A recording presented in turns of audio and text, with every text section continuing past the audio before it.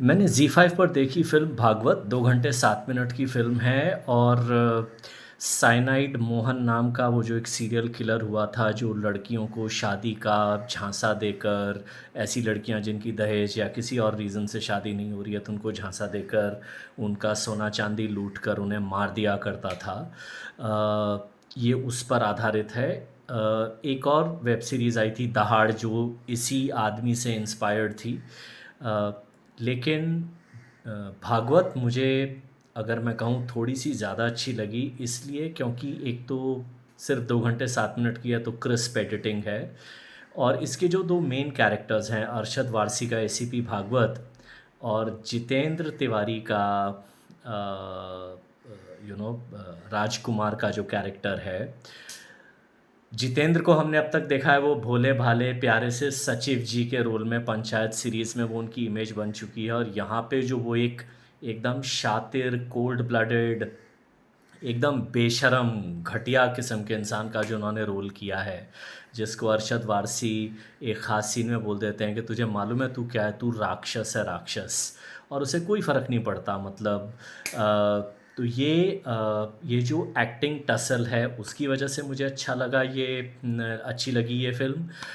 इसके अलावा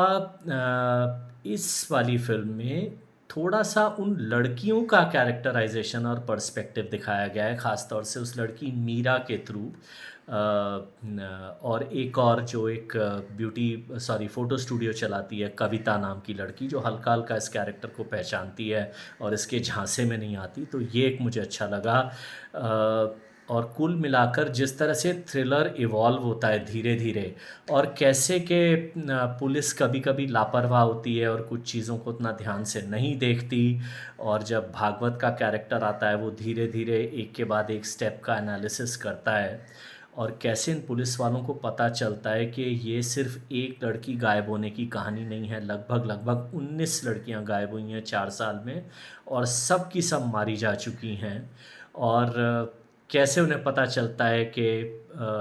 और लगभग जब ये राजकुमार अपना केस खुद लड़ रहा है और बहुत शातिर ढंग से ये दिखाया गया है कि वो बहुत ही एनालिटिकल दिमाग से चलने वाला आदमी है और कैसे फिर ये पुलिस उसे घेरती है और कैसे फिर वही बात ना कि अगर आप सच हो तो फिर एक ढंग से किस्मत और भगवान आपको रास्ता दिखा देते हैं, तो वो वाली एक एंगल आई इसमें क्लाइमैक्स में, वो स्पॉइलर होगा तो मैं नहीं बताऊँगा कि कैसे फाइनली राजकुमार को ये लोग घेरते हैं। और एंड में वो जो अब थोड़ा-सा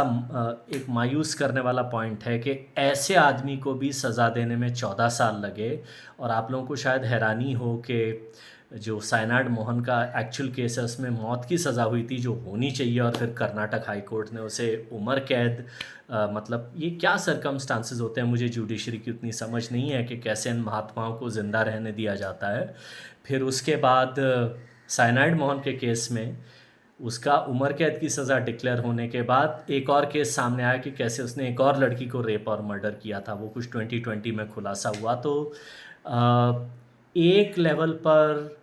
ये आपको मिक्स्ड फीलिंग देगी ये फ़िल्म कि आप मायूस होते हैं कि ऐसे लोग कैसे बच जाते हैं और दूसरा कि चलो